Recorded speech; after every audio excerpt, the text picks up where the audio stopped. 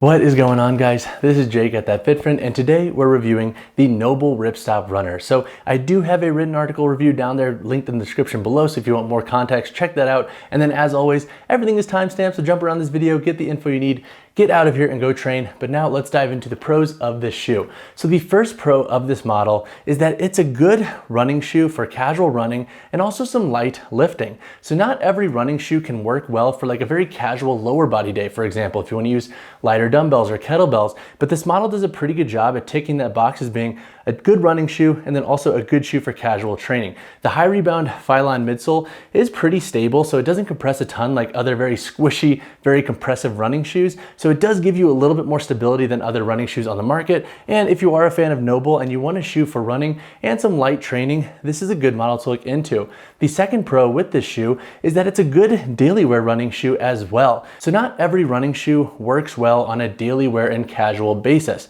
And that could be because of the branding or like the loud nature of the shoe or how it looks overly like a running shoe.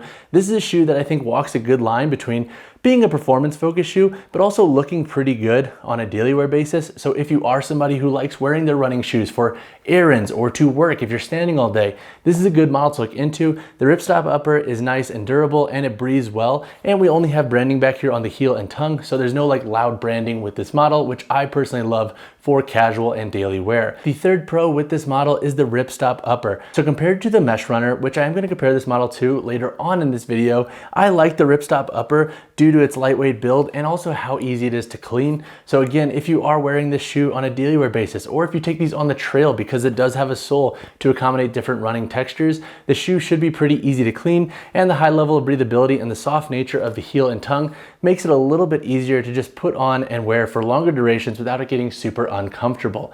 But that all being said, let's dive into a couple of cons I have noticed with this model. So two potential cons I could see folks having with the NOBULL Ripstop Runner is number one, the extended outsole layer up here on the toe. Now, generally with extended outsoles that wrap over the toe, I like them either to be a little bit wider or just to feel like they have a little bit more durability. The issue with these thinner lips is that they can start to lip. So even on my right side over here on my right shoe, it is starting to come off a little bit. Now, do I think that's going to ruin the shoe right away? No, but it is something to keep in mind, especially if you do plan to use this shoe on trails or for the casual cross training workout where you might be dragging the toe doing burpees. I wish that this toe box was a little bit more durable in regard to that outsole wrap. So just keep an eye on this aspect of the shoe if you invest in them or if you plan to use them for cross training. The second drawback to the shoe is that if you're a runner or somebody who wants a running shoe that has a bit more cushion to it, especially throughout its whole midsole, this is probably not going to be the best bet or fit for you. This model features a high rebound phylon, and overall it's pretty stable without that much compression. It gives you a lot of pop while you're running, especially for shorter runs. However, I do see that being a drawback for anybody who wants a super cushioned midsole in their running shoe.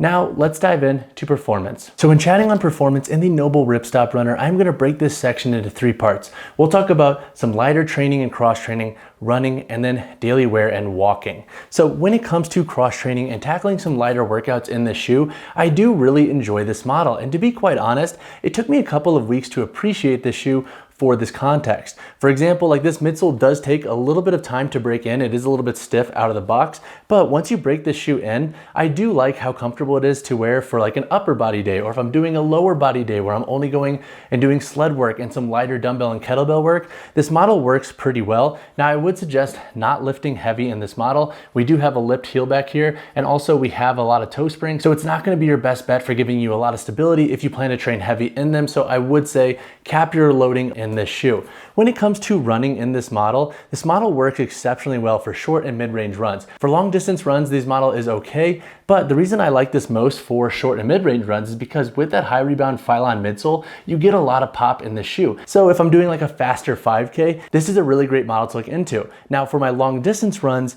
I'm not the biggest fan of the overall stability of this midsole, but again, that's going to be very individual based on what you prefer with your long distance runs because that activity is super niche in nature. Now when it comes to daily wear and walking, I like this model a lot, and I mentioned this in the pros, but I think what this shoe has going for it is one, the minimalist branding, and then two, the ripstop upper. So when it comes to like longer walks or just standing all day in the shoe, I think you'll like how this midsole feels. It feels stable, but also not too firm to where it gets uncomfortable. So this shoe does walk a really good line between giving you enough, but also not beating up your feet. And I think that's a perk with this shoe in the context of having it be a good daily wear shoe. So now let's answer the question, who is the NOBULL Ripstop Runner best for? I think if you're an athlete who wants a NOBULL shoe and you're a fan of the brand for some casual running, whether that be on the road, for some trail running, etc., and you want a shoe that you can also wear for some lighter workouts, so some bodyweight workouts or some accessory work, this is a good model to look into. It also works well on a casual wear basis. Now, if you are a runner who wants a slightly more cush midsole, or if you're a runner who wants a shoe specifically for long distance runs, then you may want to look into other models because I'm not sure that the midsole and construction of this model will fit super well in your specific context. So when it comes to sizing and fit in the NOBULL Ripstop Runner, most lifters and runners should be safe going true to size in this model. The length fits true, and the width is what I would describe as more of a narrow / neutral width. Now, what I will say is up here in the toe box, I do wish it was slightly wider. So if you do have a wider foot, then you may want to go up a half size or explore other running shoes that will accommodate your foot's anatomy a little bit better. So when discussing the price of the NOBULL Ripstop Runner, you can expect to pay $139 USD. Now personally, I'm a little bit hit or miss on this price. I think if you love NOBULL and the brand, and if you want a shoe for a little bit of everything, then the price could be justified. However, if you're not necessarily sold on this model, I feel like the price is a little bit high for what this shoe has to offer. So when chatting on the weight, insole, and heel to toe drop in the NOBULL Ripstop Runner, for my size 10 model here, we have a weight of 11.4 ounces. This shoe's heel to toe drop is 10 millimeters, and this model does have a removable insole, and the insole does have a little bit of midfoot support right here. All right, so I'm going over the construction in the NOBULL Ripstop Runner. Up here on the toe box, we have once again that extended outsole layer that wraps up. It is a little bit thin, so I do wish it would be brought out a little bit. And then we have a high rebound phylon midsole throughout the entirety of this shoe. As you can see, the patterning is pretty similar throughout. We have a ripstop upper construction.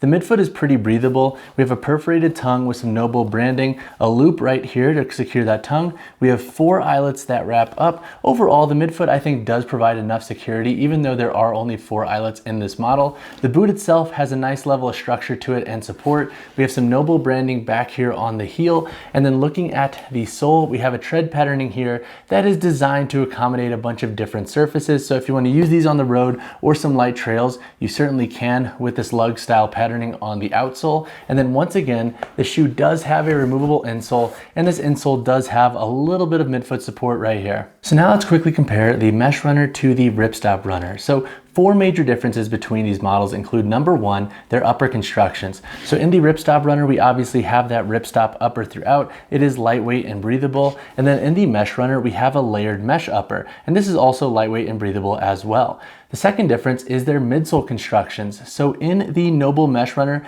we have more of a traditional foam midsole. As you can see, it's pretty easy to compress, and as a whole, this model does have a slightly softer ride and fit to it. And then in the Ripstop Runner, we have that high rebound phylon foam midsole. So as you can see, it is a bit more stable, it gives you a little bit more bounce, and it's a bit more aggressive in regard to when you compress it, how it responds and gives you feedback through the ground. The third difference is the heel to toe drops in each shoe. In the Ripstop Runner, we have a heel to toe drop of 10 millimeters, and then in the Mesh Runner, we have a heel to toe drop of 7 millimeters.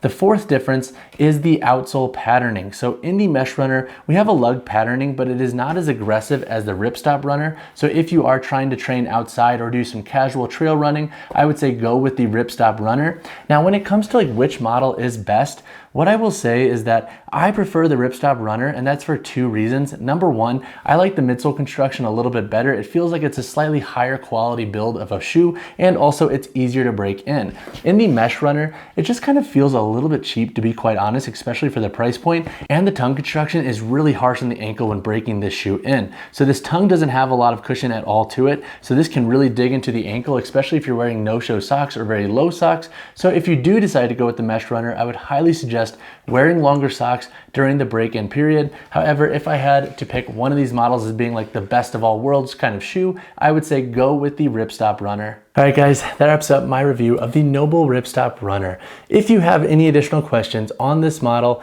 hit me in the comments below or reach out to me personally, whichever you prefer. And as always guys, drop a like on the video, subscribe to the channel. I'll see you in the next one.